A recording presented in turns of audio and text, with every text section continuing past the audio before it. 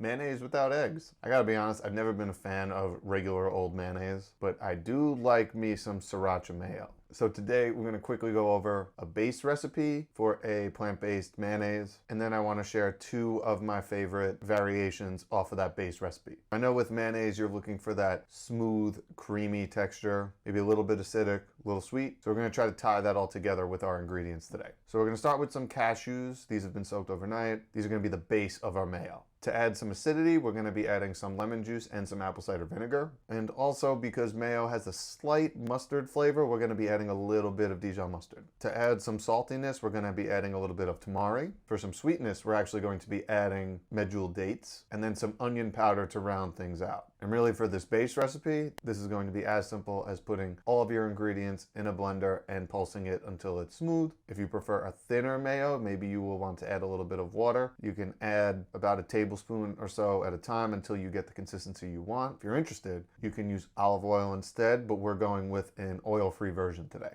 And then once it's done, it's time to add some more flavorings. So I'm gonna evenly distribute this into 3 separate bowls. One we're gonna keep plain. One we're gonna make a Chipotle Mayo by simply adding some ground Chipotle powder. And then we're gonna whisk this until it combines and we get that nice orange color. And for our Sriracha Mayo, it's gonna be as simple as adding a little bit of Sriracha. And just like that, you have 3 delicious, creamy, rich, oil-free versions of mayo. So super simple, could pack these away, have a variety of different uses. Really anything you could use mayo for, you can use these. And these are just a couple of my favorite ways to flavor mayo. So if you have your own, let's chat in the comments below because I'd love to hear what your favorite versions are. So I hope you enjoyed this quick tutorial and we'll see you guys next week.